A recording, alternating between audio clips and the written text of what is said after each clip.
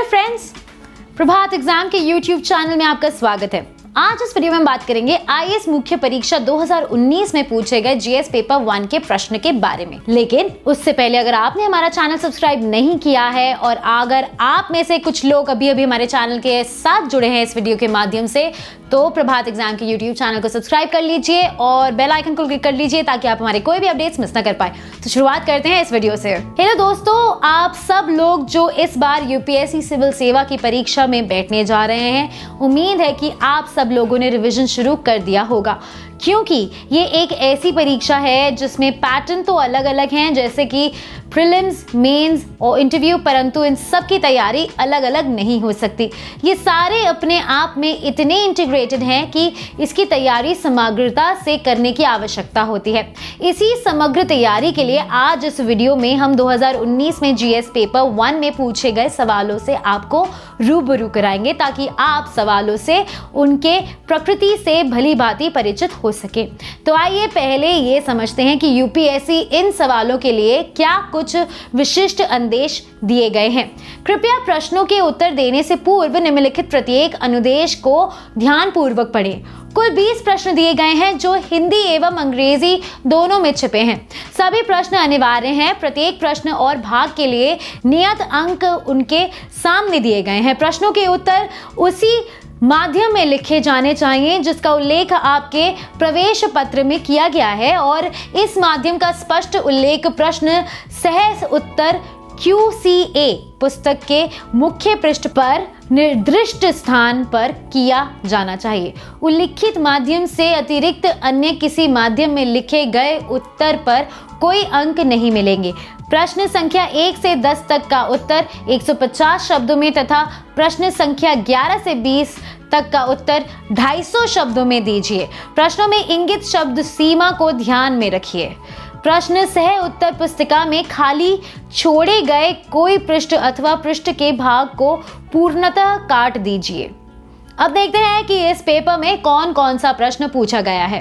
प्रश्न 1, गांधाराई कला में मध्य एशियाई एवं यूनानी बैक्टीरियाई तत्वों को उजागर कीजिए। 150 शब्दों में उत्तर दीजिए। प्रश्न 2, 1857 का विप्लव ब्रिटिश शासन के पूर्ववर्ती 100 वर्षों में बार बार घटित छोटे एवं स्थानीय विद्रोहों का चरमोत्कर्ष था। स्पष्ट कीजिए। 150 शब्दों में उत्तर दीजिए। प्रश्न 3, 19वीं शताब्दी के भारतीय पुनर्जागरण और राष्ट्रीय पहचान के उद्भव के मध्य संलग्नताओं का प्रशिक्षण कीजिए। 150 शब्दों में उत्तर दीजिए।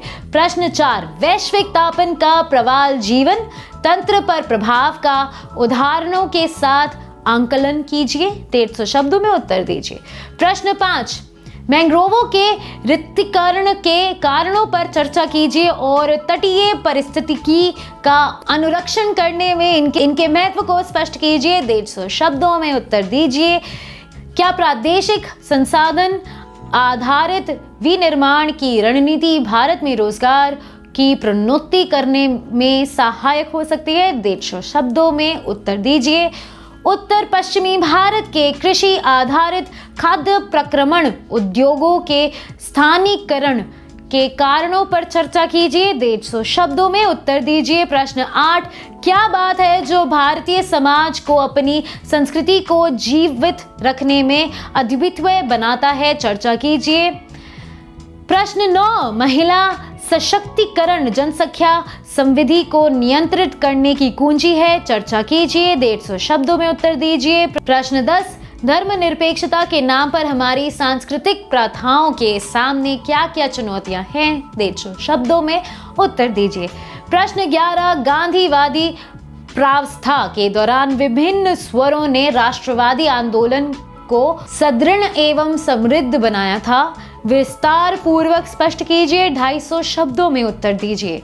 प्रश्न 12, 1940 के दशक के दौरान सत्ता हस्तांतरण के प्रक्रिया को जटिल बनाने के ब्रिटिश सामाजिक सत्ता की भूमिका का आकलन कीजिए। 250 शब्दों में उत्तर दीजिए। प्रश्न 13, स्पष्ट कीजिए कि अमेरिकी एवं फ्रांसीसी क्रांतियों ने आधुनिक विश्व की आधारशिलाएं किस प्रकार निर्मित। 250 शब्दों में उत्तर दीजिए।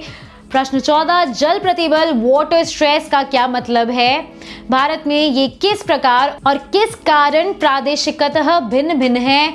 250 शब्दों में उत्तर दीजिए। प्रश्न 15, पर्वत पारिस्थितिकी तंत्र को विकास पहलू और पर्यटन के रणनात्मक प्रभाव से विकास पुनः स्थापित किया जा सकता है।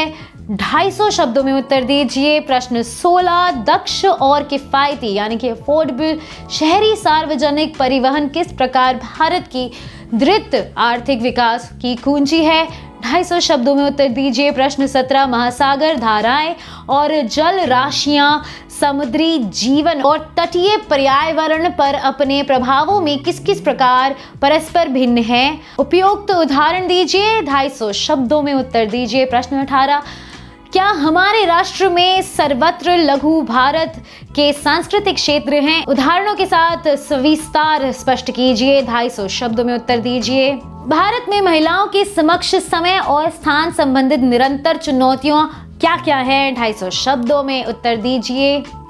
क्या हम वैश्विक पहचान के लिए अपनी स्थानीय पहचान को खोते जा रहे हैं? चर्चा कीजिए। 250 शब्दों में उत्तर दीजिए।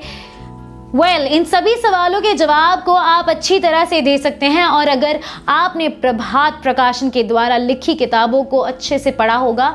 इसके अतिरिक्त आप इतिहास के लिए BL ग्रोवर, ज्योग्राफी के लिए NCERT और गोची लोंग प्लस करंट अफेयर्स योजना मैगजीन हिंदू एडिटोरियल पढ़ें ताकि आप और अधिक आत्मविश्वास के साथ जवाब दे सकें। फिलहाल इस वीडियो में बस इतना ही। अगर आपको ये वीडियो पसंद आई है तो इसे लाइक करना मत भूलिएगा और अगर अभी तक आपने प्रभात एग्जाम का YouTube चैनल सब्सक्राइब नहीं किया है तो इसे सब्सक्राइब करना मत भूलिएगा और बेल आइकन क्लिक करना मत भूलिएगा ताकि आप हमारे कोई भी अपडेट्स मिस ना कर पाएं।